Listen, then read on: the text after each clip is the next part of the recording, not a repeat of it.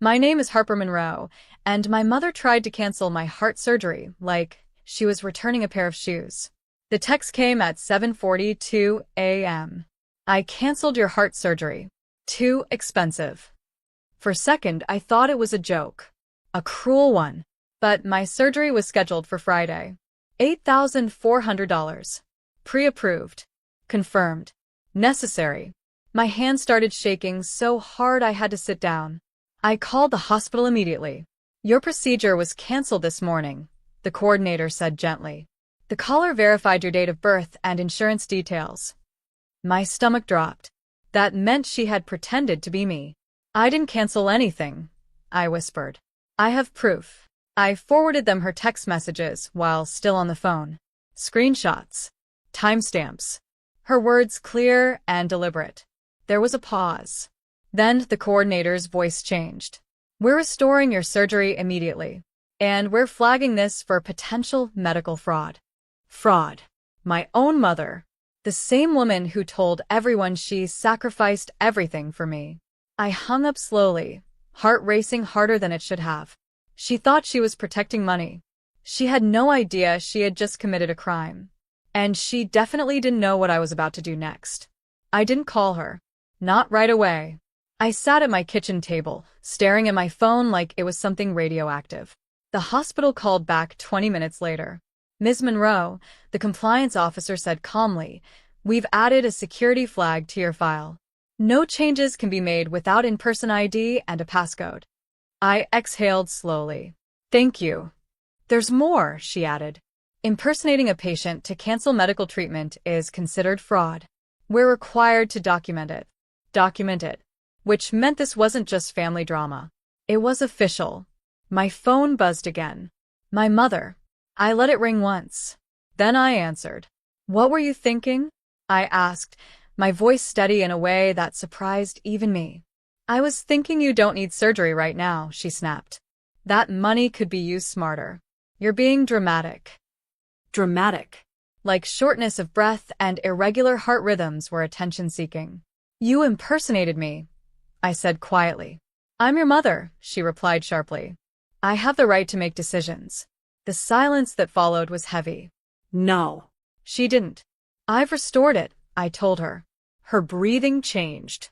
You what? And the hospital flagged your call. She didn't answer.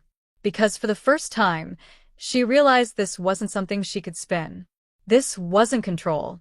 It was evidence. There was a long silence on the line. Then she laughed. Not nervously. Not apologetically. Just dismissively. They're not going to do anything, she said. I was protecting you from a mistake. Protecting me. From surviving. You don't get to decide that, I replied. She exhaled sharply. You've always been dramatic about your health. It's a small procedure. You'll be fine. Small. The cardiologist had not used that word. The hospital had not used that word. Only she did. Harper, she continued, her tone softening slightly, that money could go towards something real. A house. An investment. You're being emotional. I closed my eyes. This wasn't about money. It was about control. About her belief that my body still belonged to her authority. I've already spoken to compliance, I said calmly. They're investigating the impersonation. Her breathing changed instantly. You wouldn't report your own mother. I didn't raise my voice. I didn't report you, I said. The hospital did. Another pause. This one heavier. More calculating. Fix this, she demanded quietly. Call them back. Tell them it was a misunderstanding. I stared at the surgery confirmation email now back in my inbox. No, I replied. Because this wasn't a misunderstanding. It was a line. And she had just crossed it. She showed up at my apartment that evening. Not crying. Not apologizing. Angry. You're blowing this out of proportion, she snapped the second I opened the door. They're talking about fraud like I committed a crime. You did, I said calmly. Her jaw tightened. I called to cancel something that affects me too. Do you know how much stress the surgery is putting on me? On her. I almost laughed. You pretended to be me, I replied. You gave them my birth date. My insurance number. I'm your mother, she repeated, like it was a password that unlocked ownership. I stepped aside and let her see the stack of documents on my table. Surgery confirmation. Compliance report. Case number. They've documented everything, I said quietly. There's a record. Her confidence faltered. They can't prove it was me. I held up my phone. They already matched the call to your number. Silence. Real silence this time. Not dismissive. Not dramatic. Calculating. You would ruin your own mother over this? She whispered. I met her eyes steadily. You were willing to risk my heart. For the first time, she didn't have a response. Because this wasn't about family anymore. It was about survival. And I had chosen mine. She left without slamming the door. That was the first sign she understood this was different. The next morning, the hospital's legal department called. Ms. Monroe, we need a brief written statement confirming you did not authorize the cancellation. I didn't hesitate. I sent screenshots of her texts, the timestamp of her message bragging about it, the line that still echoed in my head. Too expensive. An hour later, my mother called again. Her voice was no longer angry. It was sharp with something new. Fear. What did you send them? She asked. The truth. You need to call them back, she said quickly. Tell them I misunderstood something. I didn't misunderstand anything, I replied. Her breathing grew heavier. Do you know what they're saying? They're talking about charges. They're saying this could go on my record. I looked down at the faint surgical marker still visible on my chest from pre-op testing. You tried to cancel a medical procedure without my consent, I said calmly. That's not a family argument. That's fraud. Silence. Then softer, almost pleading. I was just trying to protect you. I didn't raise my voice. You were trying to control me. And for the first time in my life, she had no way to twist that into something else. Friday came. The hospital lobby smelled like antiseptic and quiet fear. My name was checked 3 times.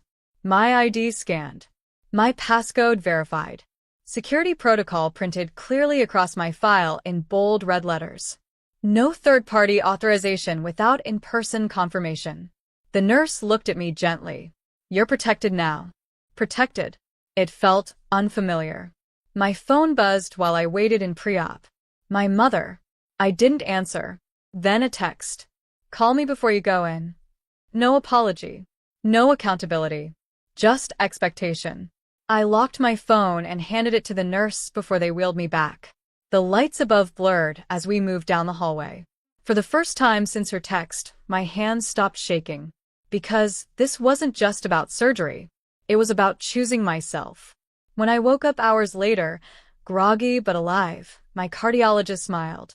It went perfectly. Perfectly. My chest felt sore, but steady. My phone had dozens of notifications. Voicemails. Missed calls. One message from an unknown number. This is hospital compliance. We need to inform you that a formal investigation has been opened. I closed my eyes slowly. She thought canceling my surgery would save money. She had no idea what it was about to cost her. The investigation moved faster than she expected. Hospitals don't treat impersonation lightly, especially when it involves life-saving procedures. 3 days after my surgery, compliance called again. Ms. Monroe, the call was traced and verified. The impersonation has been formally documented. Our legal department has forwarded the case. Forwarded. My mother called that evening. Not angry. Not defensive. Crying. They're saying I could face charges, she whispered. Harper, please. Fix this. I lay on my couch, stitches tight across my chest, heart beating steady for the first time in months. I didn't file anything, I said calmly. The hospital did. You can tell them you overreacted. Overreacted. To someone trying to cancel my heart surgery. I nearly lost my procedure, I replied quietly. Because you thought you knew better. She broke then. I was scared, she admitted. I didn't want you to go under anesthesia. I didn't want something to happen. I listened. For once, she wasn't controlling. She was unraveling. But fear doesn't justify fraud. And love doesn't erase harm. I survived the surgery, I said. Now you have to survive the consequences. She went silent. Because this time, I wasn't the one shaking. She was. A month later, the letter arrived. Not from the hospital. From an attorney. My mother had been formally charged with medical identity fraud and interference with patient care. It wasn't dramatic. It wasn't public. It was clinical. Precise. The same way she had tried to be. She called me one last time. I never meant for it to go this far, she said quietly. I stood by my window, feeling my heart beat steady beneath my ribs, repaired, stable, mine. You went far the moment you pretended to be me, I replied. There was no yelling now. No manipulation. Just the weight of consequence. They're asking if I want to settle, she whispered. If I admit fault, they'll reduce it.